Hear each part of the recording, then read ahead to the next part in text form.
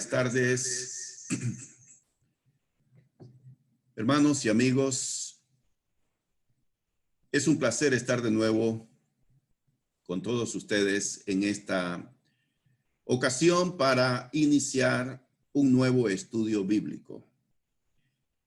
En el día de hoy empezamos a estudiar la vida de el apóstol Pablo.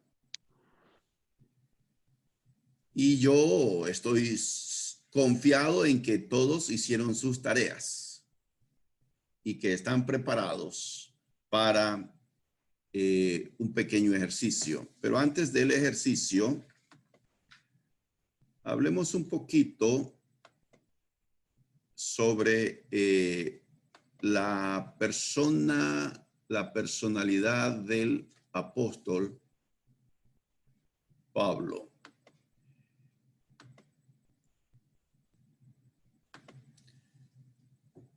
Muy bien. Esta pintura que representa a Saulo de Tarso es un cuadro famoso, y esta es solamente solo un acercamiento de la pintura. La pintura cubre todo el cuerpo. Esta pintura se encuentra en España, no sé si en el Museo del Prado en Madrid o en un museo en Barcelona. Esta pintura fue hecha por el pintor conocido como el Greco a comienzos del siglo XVI. Y este pintor muy famoso hizo 12 cuadros llamados Los Apóstoles, ya que él deseaba, según él, hacer una reivindicación al culto a los santos del Nuevo Testamento. Porque cuando el Greco hace esta pintura, acababa de ocurrir la Reforma Protestante en el año 1517. Y el Greco quiso reivindicar, según él, el culto a los apóstoles. Bien, es un poco de historia sobre este famoso cuadro de Saulo de Tarso, escrito por este pintor de origen griego, pero radicado en España, en Toledo, 1600.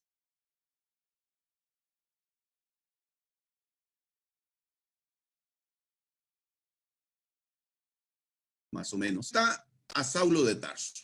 Pero ¿cómo era él? ¿Cómo se lo imaginan ustedes? ¿Cómo era su personalidad? ¿Era alto? ¿Era bajito? Pues no hay información en el Nuevo Testamento que describa físicamente a Pablo. Hay un pasaje que él escribió en segunda carta a los Corintios, capítulo 10, versículo 10. Él, defendiendo su apostolado, porque en Corinto había quienes decían que él no era apóstol, cuestionaban su autoridad apostólica. Entonces,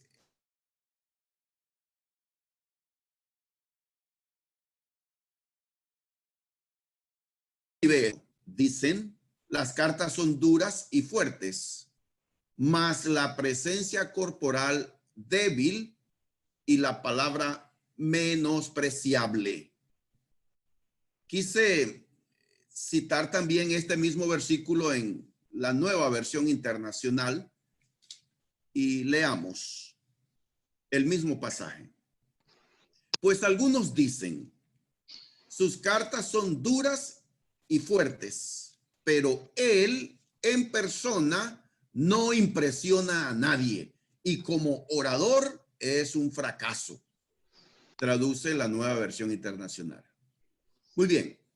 Entonces, aquí algunos toman como punto de referencia la expresión que su presencia corporal era débil o su presencia, su persona no impresionaba a nadie. Y entonces aducen que el apóstol era, no era bien parecido, era feo, nariz chata. Algunos dicen que tenía serios problemas en su vista, era chaparrito. Todas estas son conjeturas.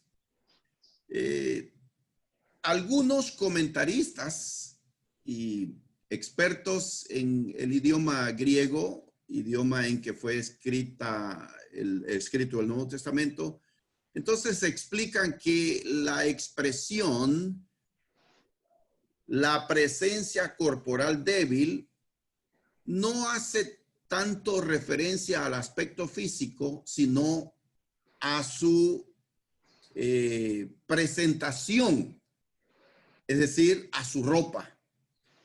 Y toman algunos comentaristas esto para decir que los corintios, acostumbrados a escuchar a los grandes maestros de filosofía, y que los maestros de filosofía griegos le daban importancia a la vestimenta, al aspecto físico, a su presentación en público. Y que Pablo no le daba importancia a la ropa que se ponía para hablar en público.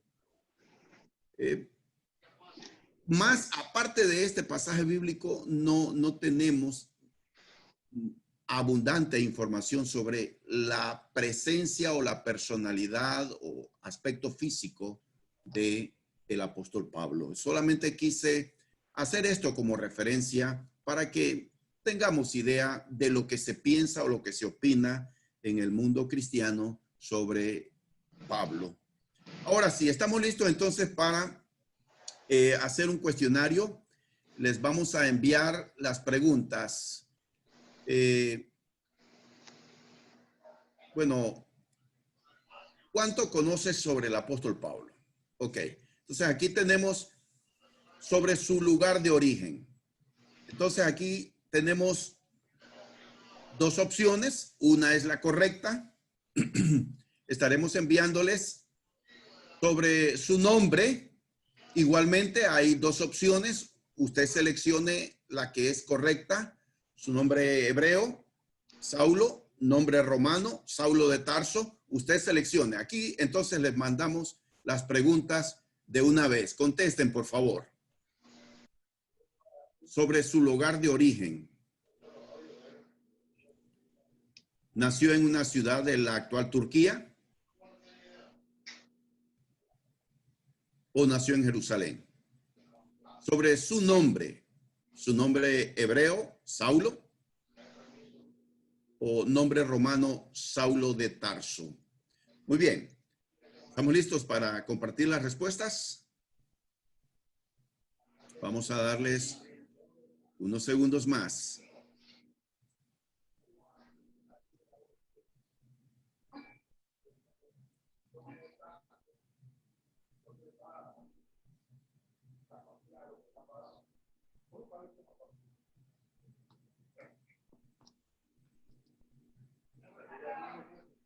Ok, entonces...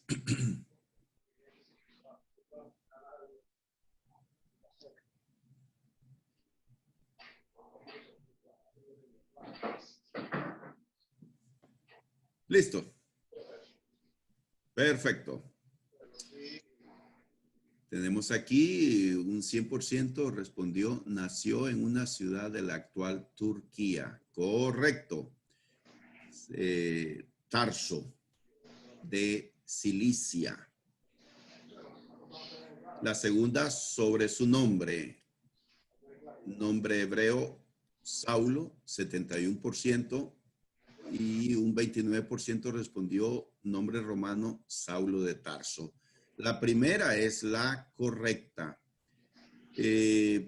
Saulo entonces es el nombre hebreo y voy a explicarles un poquito sobre eso. Él es de la tribu de Benjamín. Él lo menciona, ¿verdad? Por ejemplo, Filipenses 3 menciona que él era de la tribu de Benjamín. Resulta que de la tribu de Benjamín salió el primer rey de Israel. ¿Se acuerdan cómo se llamó? Saulo. Saúl. Saulo es lo mismo que Saúl. Para los de la tribu de Benjamín era un honor y ese era un nombre muy común, Saulo o Saúl, para darle honor a este primer rey de Israel, Saúl. Entonces, Saulo es el nombre hebreo y Paulo o Pablo es el nombre romano de el apóstol Pablo, para que lo tengamos claro.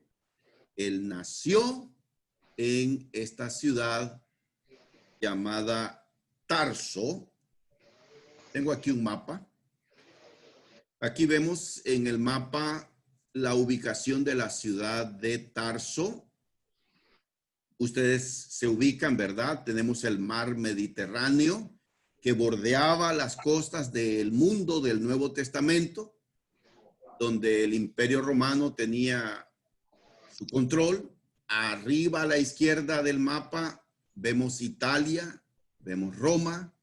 En el centro vemos Filipos, Tesalónica. Más abajo está Corinto, esa es la parte griega. Al lado derecho ustedes pueden ver Esmirna, Éfeso, Mileto, Galacia, más a la derecha. Tenemos lo que es la provincia romana de Asia. Y entonces ahí vemos Tarso, vemos Cilicia. Y también entonces tenemos más a la derecha en el mapa Siria y a la izquierda, bordeando la costa del mar Mediterráneo, vemos Jerusalén, Samaria, lo que es Palestina. Y abajo entonces tenemos Egipto. Ese es el mundo del apóstol Pablo. Tarso entonces era una ciudad muy importante. Había centros culturales, académicos. No era una villa ni un pueblo de montaña, era una ciudad muy destacada y en esa ciudad el apóstol Pablo crece.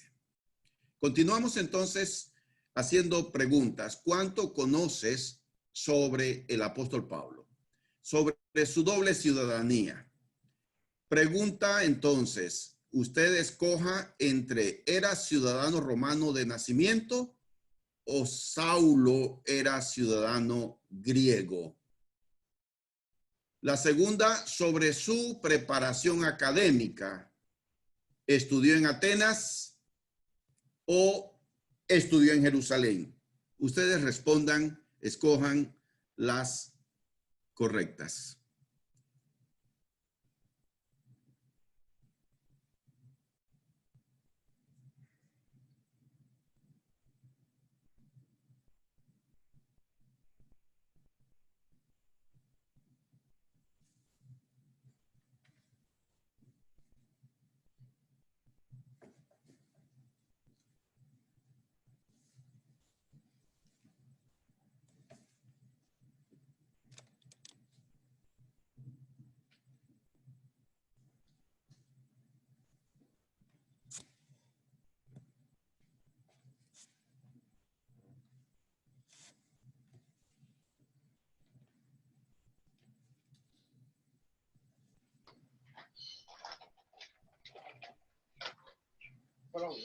Muy bien, entonces continuamos, por favor, con nuestras respuestas.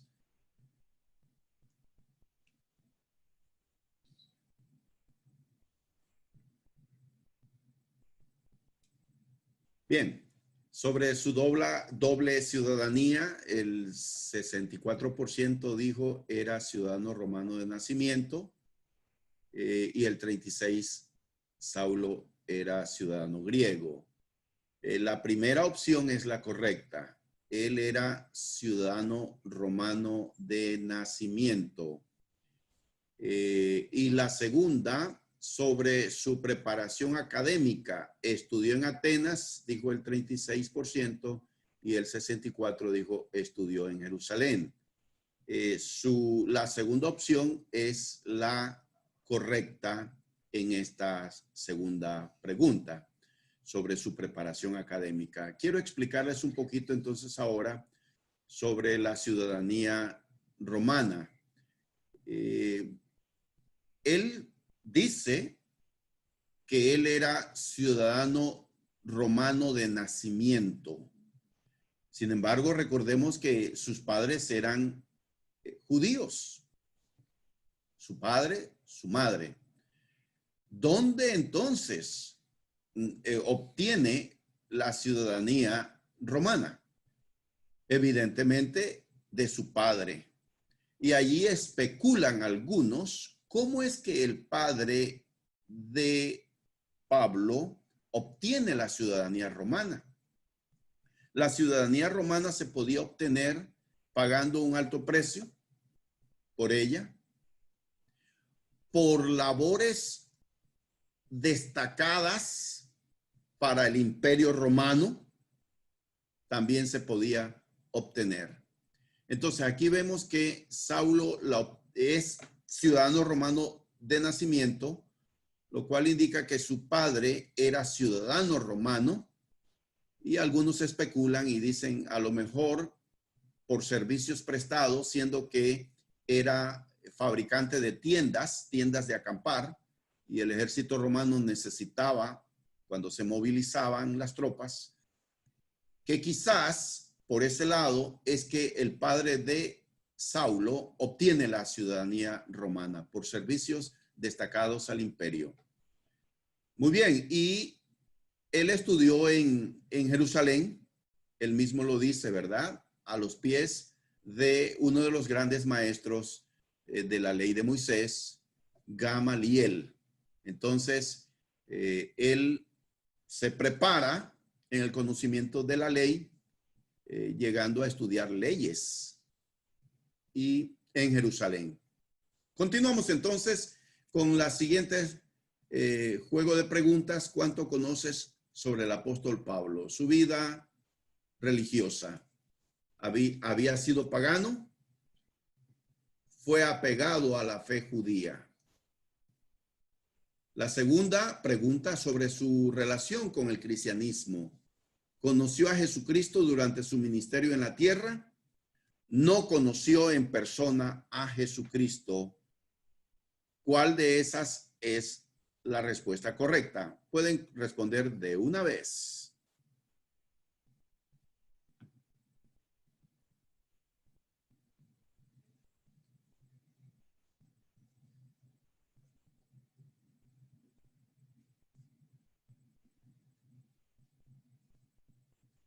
Ahora te pregunto algo de eso yo.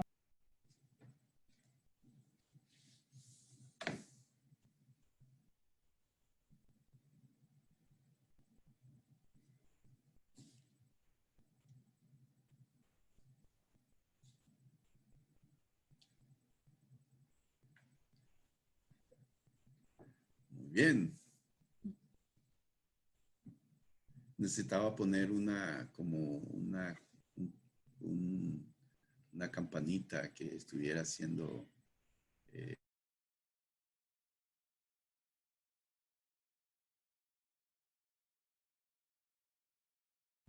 como las que vemos en los concursos en la televisión. Muy bien. Ok, por fin aparecen El 100% dice que fue apegado a la fe judía. Correcto. Él no se crió pagano. Recordemos eso entonces. Perfecto. La segunda, sobre su relación con el cristianismo. El 15% dice que conoció a Jesucristo durante su ministerio en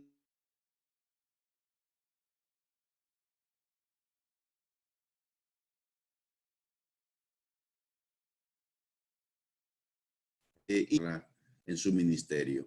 Esta segunda respuesta es la correcta. Sabemos entonces que Saulo de Tarso llega a Jerusalén de Tarso para estudiar, siendo joven. Y por lo tanto, en el tiempo en que Jesucristo estuvo, no lo conoció, ni escuchó, ni supo nada de su muerte, no presenció la muerte de Jesucristo, ni su resurrección. Entonces, eso sobre Saulo. Continuamos con el tercer juego de preguntas sobre su labor de perseguidor de la iglesia. Voy a ver si les pongo un poquito más difícil porque están más fáciles esas preguntas. Fue contratado por el Sanedrín. Él creía que era su deber. Sobre su conversión, los cristianos le predicaron, Jesús se le apareció. Comiencen a responder ya, por favor. Esta está más fácil.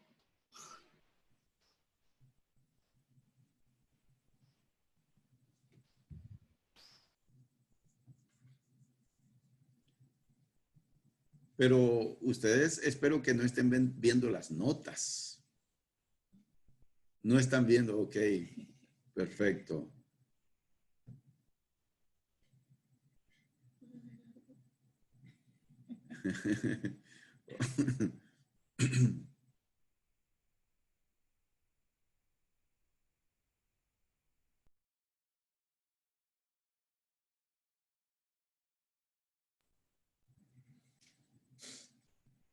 Muy bien.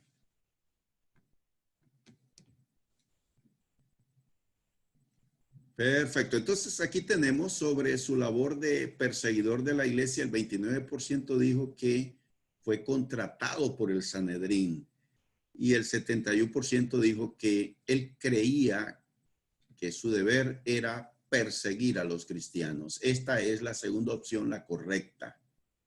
Él lo hizo por convicción. Ahora vamos a hablar un poquito más de eso. La segunda pregunta sobre su conversión. El 100% dijo que Jesús se le apareció. Muy bien, así es. Esta es la respuesta correcta. Camino a Damasco. Bien, sobre su labor de perseguidor de la iglesia, definitivamente que Saulo no fue contratado. Él se ofrece. No hay información de cómo fue ese ofrecimiento, pero él llega a ser líder, cabeza de los que perseguían a la iglesia en Jerusalén. Vamos a hablar un poquito más adelante de eso. Finalmente, quiero hacer unas preguntas que yo quiero que abran el micrófono los que yo les mencione el nombre para que por favor me contesten la primera pregunta.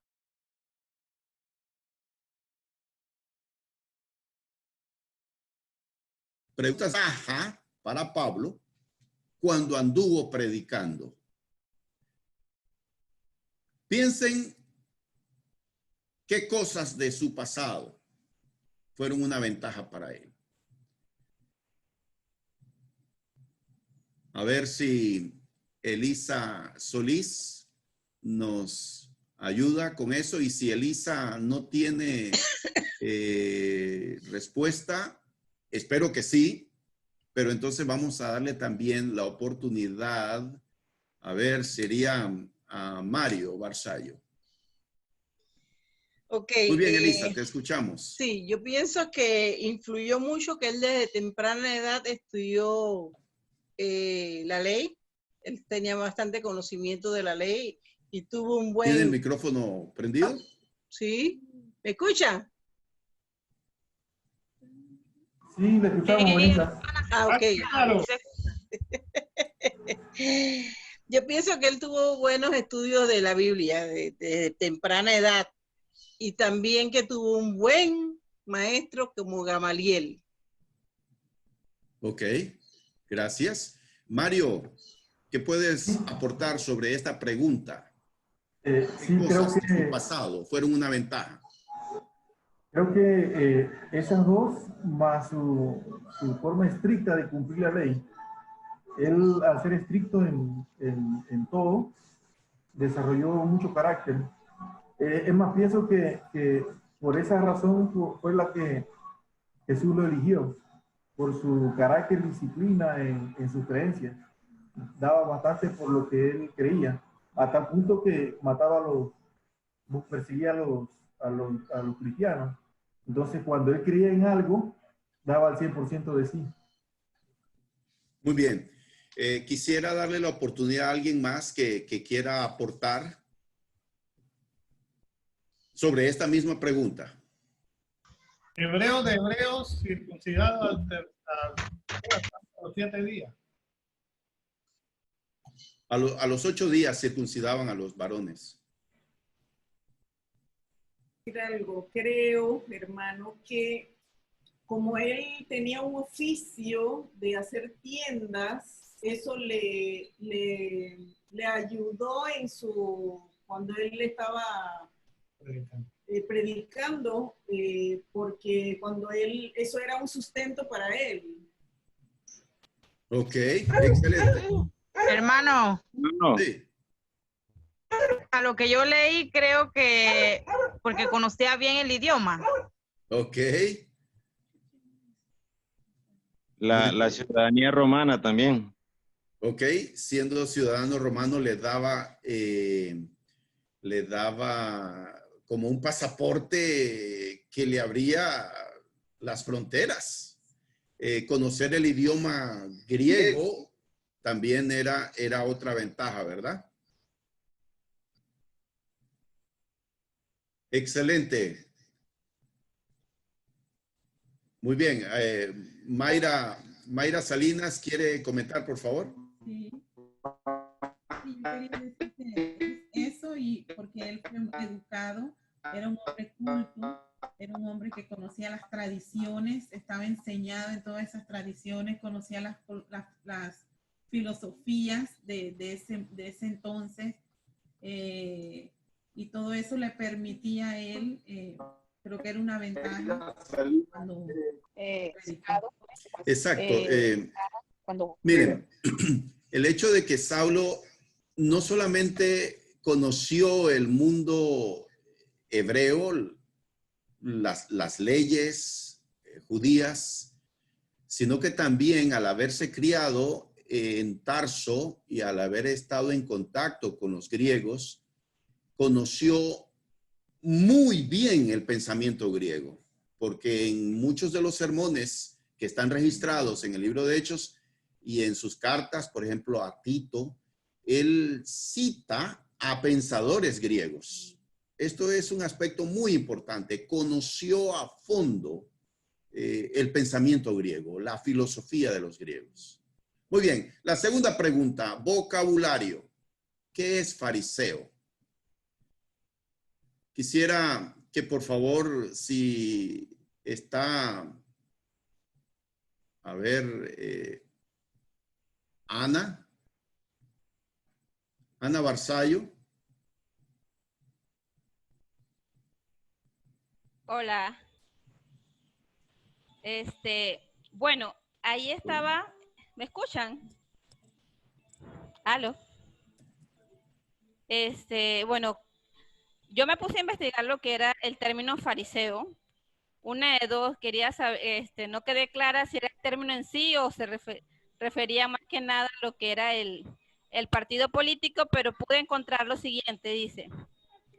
La palabra fariseo, que en su forma semítica significa los separados o separatistas, aparece por primera vez durante el reinado de Hircano. Generalmente el término se utiliza en plural más que en singular. Los fariseos fueron un grupo o movimiento político y social, así como una escuela de pensamiento judía en la tierra de Israel durante el periodo del segundo tiempo. Eso fue lo que encontré más que nada tipo de vocabulario, y todos sabemos que los fariseos eran un partido político religioso en el tiempo de Jesús. Gracias, Ana. Perfecto. Sí, exactamente. Era un partido religioso, una secta religiosa de los judíos. Se caracterizaban por ser apegados, extremistas en la obediencia de las tradiciones de la ley de Moisés, porque no solamente se apegaban a la ley misma de Moisés, sino a las tradiciones que por generaciones se iban agregando como mandamiento. Y en el Nuevo Testamento vemos cómo Jesucristo tuvo encuentros con ellos, ¿verdad? Sí, hermano Gerardo. Era como una especie de hipócrita lo que yo investigué, porque ellos mismos no cumplían con la ley, pero sí hacían que todo el mundo la cumpliera. Es cierto, se caracterizaban por ser hipócritas. Jesucristo mismo los confronta y les señala que una de las cosas terribles que ellos hacían es que Jesús les dice: ustedes recorren mar y tierra para hacer un prosélito, y una vez que han hecho un prosélito lo vuelven 2 veces hijo del infierno. Es decir, los fariseos le predicaban a personas gentiles, pudientes, que ellos veían que podía beneficiarse el mundo judío con este tipo de conversos. Sin embargo, dice Jesús que por la vida de ellos, que no era obediente a Dios, hacían o daban un mal ejemplo a quienes se hacían convertidos a la fe judía, los llamados prosélitos. Muy bien, continuamos con nuestra clase. Muchas gracias por su participación. Aquí yo tengo el extracto de Hechos capítulo 7, desde el versículo 55 al 60. Y quiero leer y haremos una reflexión, un análisis de este texto. Pero Esteban, lleno del Espíritu Santo, puesto los ojos en el cielo, vio la gloria de Dios y a Jesús que estaba a la diestra de Dios, y dijo: he aquí, veo los cielos abiertos y al Hijo del Hombre que está a la diestra de Dios. Entonces ellos, dando grandes voces, se taparon los oídos y arremetieron a una contra él, y echándole fuera de la ciudad, le apedrearon. Y los testigos pusieron sus ropas a los pies de un joven que se llamaba Saulo, y apedreaban a Esteban mientras él invocaba y decía: Señor Jesús, recibe mi espíritu.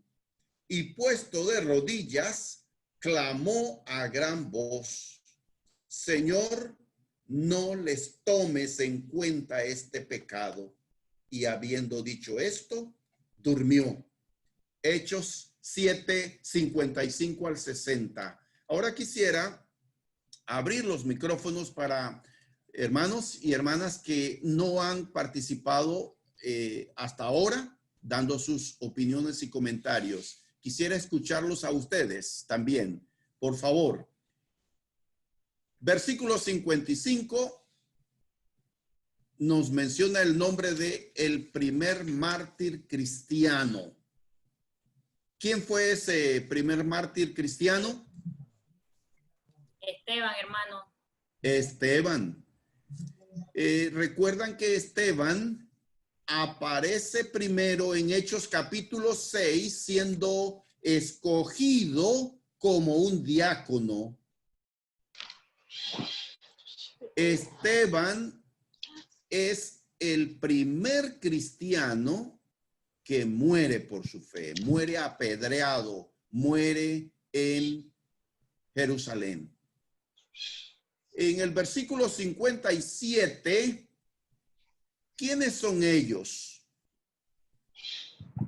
Entonces ellos, dando grandes voces, se taparon los oídos y arremetieron a una contra él, contra Esteban. Pregunto, ¿quiénes son ellos? Cualquiera puede comentar, por favor. Los judíos, hermano. Los judíos, exacto. Miren, el contexto menciona que eran judíos de procedencia griega. Estos judíos de raza judía, pero que habían nacido en el mundo griego y habían venido a Jerusalén y estaban allí en el templo, y ellos fueron los que levantaron el ánimo del pueblo judío en contra de los cristianos. Ahora, quiero que recuerden que los cristianos, todos también eran judíos. En el versículo 58 menciona la parte final, dice que pusieron sus ropas a los pies de un joven que se llamaba Saulo. ¿Quién es ese joven? El apóstol. Exactamente, el que llega a ser conocido como Pablo. Entonces, se le menciona como joven y se le menciona aquí como el que está guardando las ropas de los que van a apedrear a Esteban. Así, miren cómo introduce Hechos de los Apóstoles a Saulo. La primera fotografía que nos presenta Hechos es esta. Un joven que está custodiando las ropas de los que apedrean a Esteban. Ahora, en el versículo 60, ¿quién hizo una oración parecida? Aquí Esteban dice: Señor, no les tomes en cuenta este pecado. Y habiendo dicho esto, durmió. La última oración, ¿quién hizo una oración parecida? Jesús. Jesús, hermano, Jesús. Así es. Recuerdan en la cruz: Padre, perdónalos porque no saben lo que hacen. Entonces aquí vemos el primer cristiano que muere por su fe. Sus últimas palabras son: perdonando a quienes le habían apedreado. Y acto seguido muere. Esto nos habla de el corazón de este hombre, Esteban, un hombre de Dios. Muere perdonando a quienes lo acaban de asesinar. Y es muy duro hacerlo. Pero un hombre lleno del Espíritu Santo como él, y como cualquiera, guiado por el Espíritu Santo, perdona. Continuamos entonces con dos preguntas de repaso. ¿Por qué Saulo persiguió a los cristianos? Es la primera pregunta. Y luego tenemos otra palabra del vocabulario que estamos aprendiendo en esta lección de hoy: Sanedrín. Comenzamos con la primera pregunta. ¿Por qué Saulo persiguió a los cristianos? Abro la oportunidad a alguien que no haya participado. Por favor, comparta con nosotros su opinión.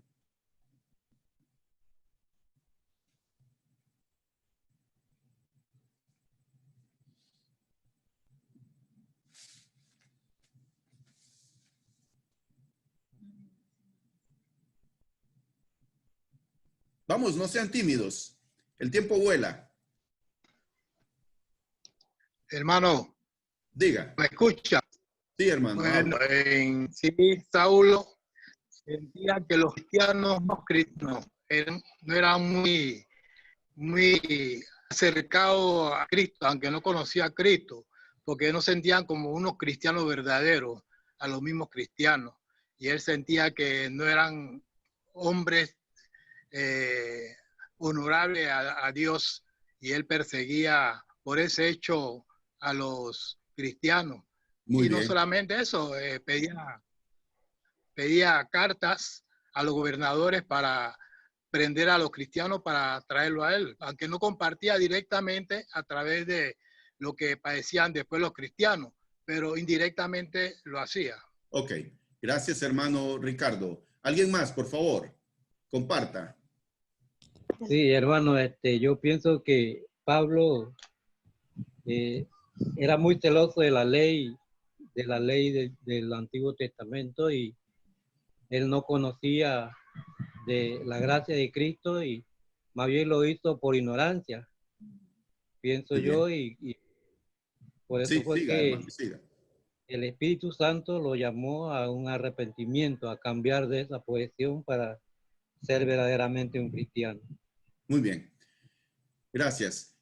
Definitivamente que Saulo era celoso de guardar la ley, y los cristianos hablaban de que Jesucristo era Salvador del mundo. Y él quizás no tendría ninguna dificultad, digo quizás, en aceptar que Jesús era Mesías, el Mesías prometido, el ungido de Dios, un gran maestro. Hasta ahí tal vez él no habría tenido dificultad en aceptar ese hecho. Pero que Jesús fuese salvador de los pecados, el sacrificio de Dios, el Cordero de Dios para el perdón de nuestros pecados, eso para él era una blasfemia. ¿Saben por qué? Porque él estaba tan acostumbrado a guardar la ley de Moisés, y la ley de Moisés hablaba de sacrificios de animales para el perdón de los pecados. Entonces, si hablamos de que Jesús es el Salvador del mundo, ¿me estás diciendo que ya la ley no sirve? ¿Que ya no sirve el templo? ¿Que no sirven los sacrificios? Ese era el punto clave por qué Saulo persiguió a los cristianos. Porque ellos representaban todo lo opuesto a lo que él era de acuerdo a la ley. Muy bien. ¿Y el vocabulario? ¿Qué era el Sanedrín? A ver, alguien que nos comparta, por favor. Hermano, sí. Según Sanedrín, como yo he investigado, era un supremo tribunal judío durante los periodos griegos y romanos, que se componían de 70 miembros y el supremo sacerdote, quien era el presidente. Así es. Los miembros provenían de los principales sacerdotes y escribas y ancianos. Correcto, hermano. Gracias. Exactamente. El Sanedrín era la Corte Suprema de los judíos. 71 miembros se reunían todos los días en un salón en el templo en Jerusalén.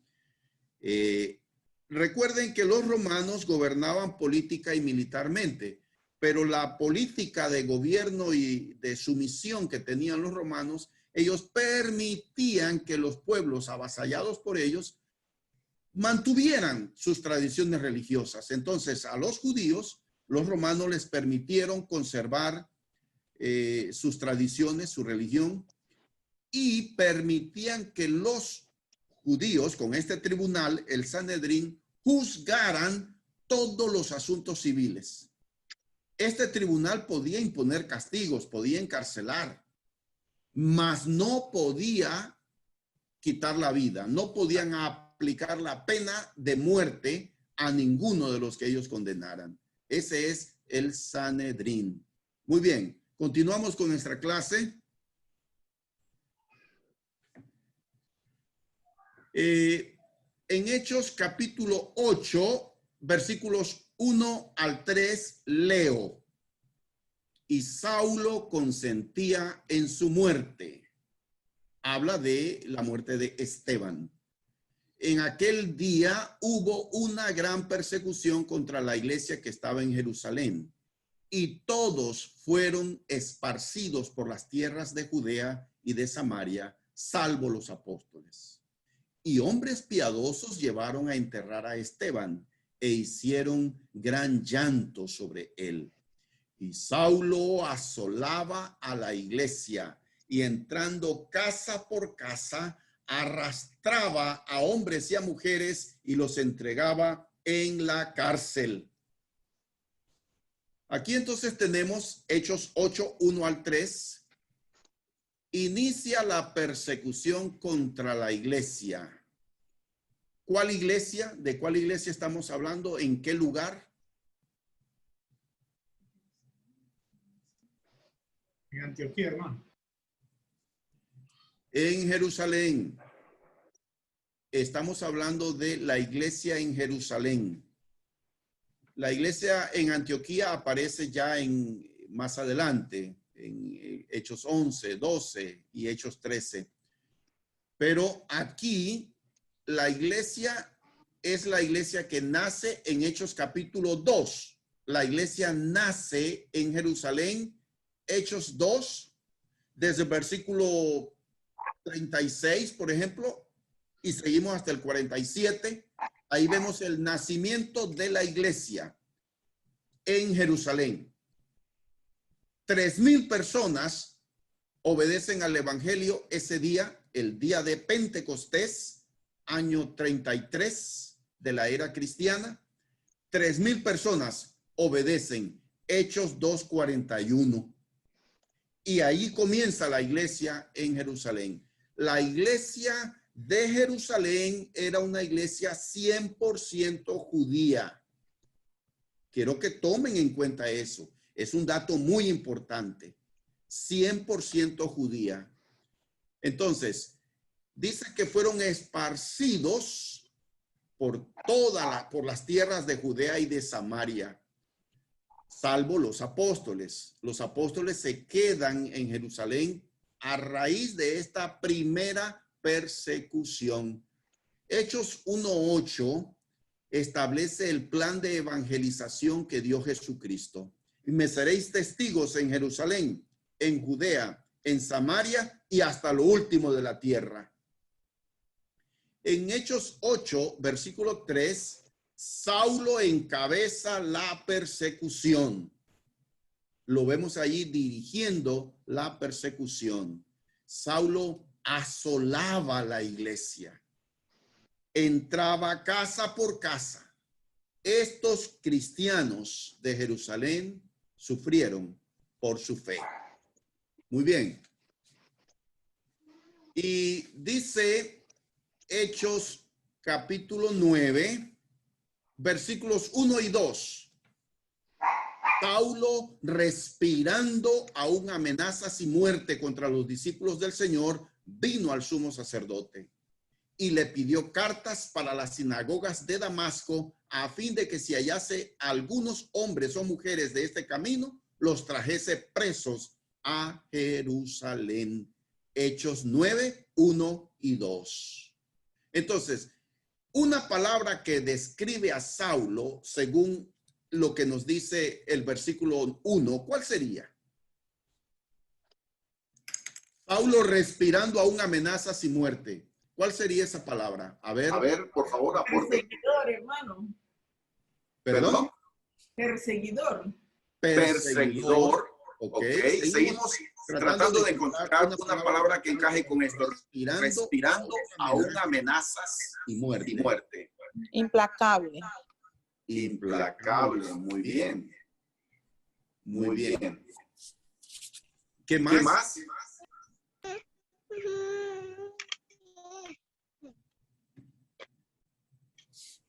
Extremista. Extremista, muy bien. Dice, respirando aún amenazas y muerte. Yo me imagino aquí como una fiera. Asesino. Un asesino. Perseguidor. Perseguidor. Arrestado. Muy bien, ahí vemos a Saulo respirando amenazas y Amargura en su corazón. amargura en su corazón. No había ni un poquito de compasión. Intolerante, ¿ok? Muy bien. Respirando amenazas y muerte. Un hombre lleno, determinado a destruir la iglesia. Ese era Saulo de Tarso. Versículo 2 dice que consiguió cartas para las sinagogas de Damasco. Damasco es la capital de Siria. Es una de las ciudades más antiguas, que todavía se llama Damasco y todavía sigue siendo la capital de Siria. Allí había una gran comunidad judía. Recuerden que la iglesia original, la primera iglesia que nace en Jerusalén, está compuesta 100% de judíos. No existen allí gentiles todavía. Más adelante se convierten, pero los primeros cristianos, siendo judíos, le predican solo a judíos. Entonces, muchos se fueron huyendo de la persecución en Jerusalén y fueron a Damasco. Saulo era un hombre peligroso. ¿Por qué era un hombre peligroso? Pregunto. Quisiera sus opiniones. Hermano, porque quería asesinar a todos los cristianos. Muy bien. Odiaba a los cristianos. Odiaba a los cristianos, exactamente. Entonces, tiene, ¿y la otra? También tenía el visto bueno de las autoridades para hacerlo. Ok, entonces aquí vemos Un carácter malo. ¿Perdón? Un carácter malo. Carácter ¿Alguien malo. habló que no escuchamos? Sí.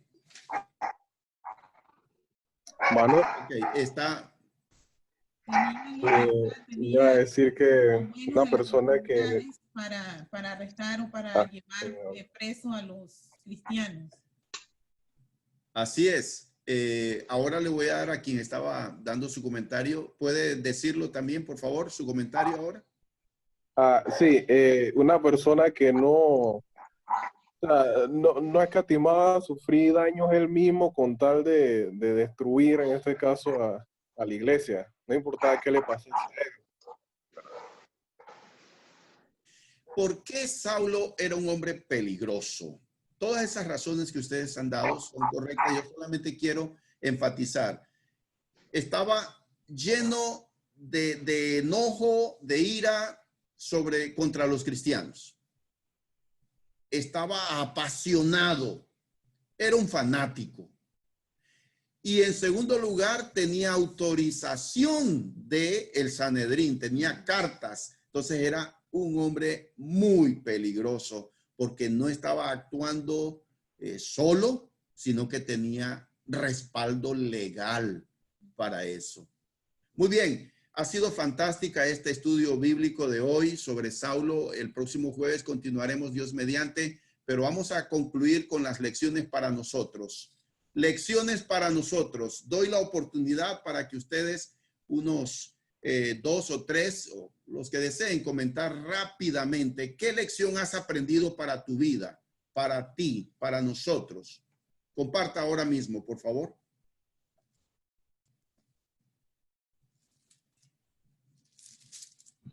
Bueno, yo aprendí algo de que la humildad, refiriéndome a Esteban, fue tan humilde así que él tuvo la palabra del Señor Jesucristo a la final de su muerte.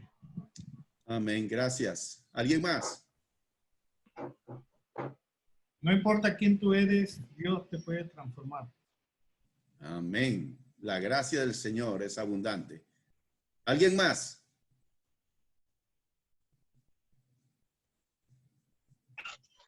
Que a pesar de que tengamos muchos errores y no seamos perfectos, Dios siempre nos da esa oportunidad de poder cambiar. Así es, así es. Yo ahí tengo en la pantalla Primera de Timoteo 1, 12 al 17.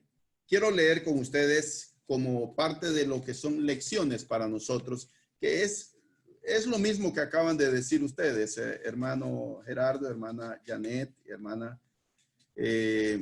Miren, dice el apóstol Pablo aquí, doy gracias al que me fortaleció, a Cristo Jesús nuestro Señor, porque me tuvo por fiel, poniéndome en el ministerio, habiendo yo sido antes blasfemo, perseguidor e injuriador, mas fui recibido a misericordia porque lo hice por ignorancia, en incredulidad.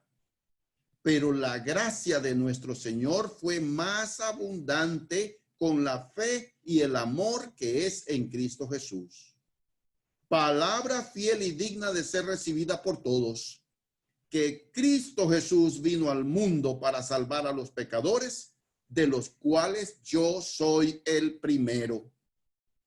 Pero por esto fui recibido a misericordia, para que Jesucristo mostrase en mí el primero toda su clemencia, para ejemplo de los que habrían de creer en él para vida eterna.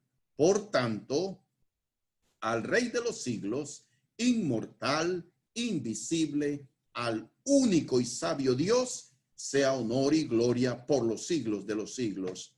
Amén.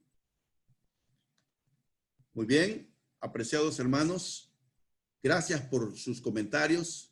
Estaremos, si el Señor así lo permite, continuando nuestro estudio la semana que viene.